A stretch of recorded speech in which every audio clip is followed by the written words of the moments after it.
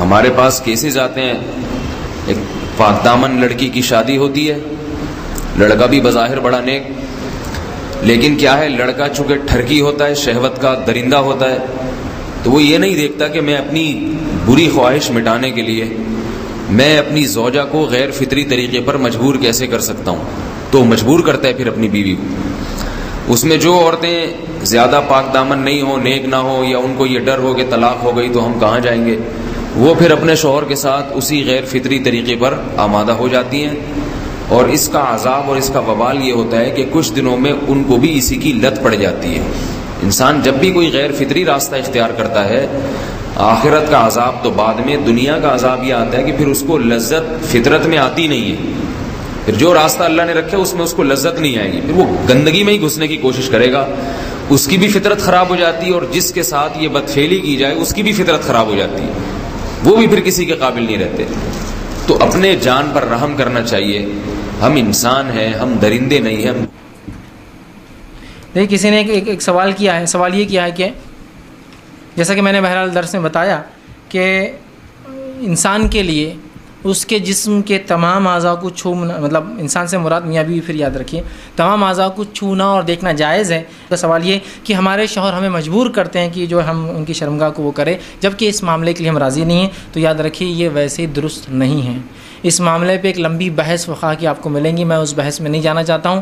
آپ ان کو سمجھائیے، آپ ان کو منائیے اور اس چیز کو ایکسپلین کیجیے۔ انہوں نے کہا کہ وہ میری لاکھ مطلب نہ چاہنے کی بات بھی ایسا کرتے ہیں، تو آپ کی کراہت پہ۔ ایک اور بات یہاں پتہ چلی کہ یہ بھی تھوڑا حیا کے خلاف مسئلہ ہے، لیکن آج کی نئی نوجوان نسل جو ہے اس میں بہت زیادہ مبتلا ہو رہی ہے، جس کو اورل سیکس کہا جاتا ہے۔ اور میں نے جیسے عرض کیا کہ شرعی مسائل میں چاہیے اور اس کو بیان کرنا یہ ہماری ذمہ داری ہے، تو یہ چیز بھی انگریزی فلموں سے اور فحش فلموں سے ہماری نئی نسل میں بہت تیزی سے سرایت کر رہی ہے، اور لوگ اس بارے میں علماء سے بہت زیادہ مسائل پوچھتے ہیں، خواتین بھی پوچھتی ہیں جو اس میں مبتلا ہیں۔ تو اس کا بھی مسئلہ یاد رکھیں کہ اللہ تعالیٰ نے حالت حیض میں زوجہ سے ہم بستری کو حرام قرار دیا کیونکہ اس میں گندگی ہے۔ باپ دیکھیں کہ وہ گندگی اس درجے کی نہیں ہے جتنی اورل سیکس میں گندگی ہوتی ہے۔ اگر اس میں ڈسچارج ہو جائے بندہ، انسان جو ہم بستری کرنے والا ہے زوجہ سے، وہ منہ میں ڈسچارج ہو جائے، تو آپ سوچیں کہ اللہ تعالیٰ شرمگاہ کو گندگی سے بچا رہے ہیں، جس کی وجہ سے حیض کی حالت میں ہم بستری کو حرام قرار دیا، تو منہ جس سے انسان کھانا کھاتا ہے، جس سے کلمہ پڑھتا ہے، اور جو انسان کے جسم میں سب سے اشرف عضو ہے، سب سے زیادہ معزز اور مکرم عضو ہے، اس میں ایسی گندگی کو ڈالنا کہاں سے جائز ہو سکتا ہے، کہاں سے حلال ہو سکتا ہے؟ تو آج بعض متجدد قسم کے لوگ جو ہے نا اس کو حلال قرار دے رہے ہیں، تو یہ بالکل غلط ہے۔ تو یہ بات خوب ذہن میں رکھیں کہ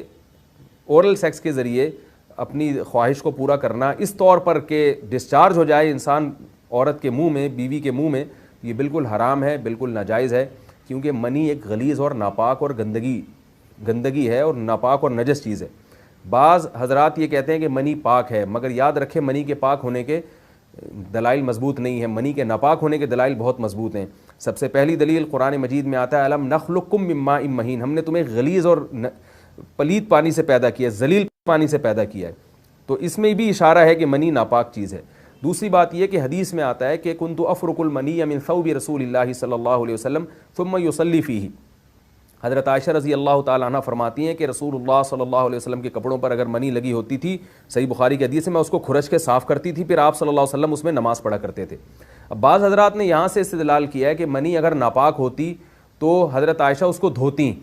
کھرچ کے صاف کرنا اس کی علامت ہے کہ منی پاک ہے، لیکن یہ بات غلط ہے۔ اگر منی پاک ہوتی تو حضرت عائشہ کو کھرچنے کی ضرورت نہیں تھی۔ بات یہ ہے کہ وہ نجاست جس کا ایک باقاعدی جسم ہوتا ہے اور وہ کھرچ کے جسم سے یا کپڑوں سے الگ ہو سکتی ہے، تو اس نجاست کو پاک کرنے کا طریقہ یہ ہے کہ اس کو کھرچ دیا جائے۔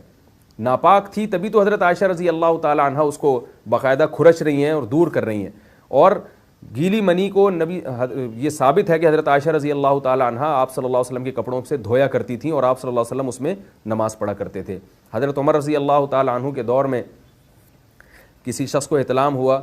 تو اس نے اپنے پورے جو ہے نا وہ کپڑے دھوئے، تو حضرت عمر نے اس کو منع کیا، فرمایا کہ اتنا کافی تھا کہ اس جگہ کو تم دھو لیتے۔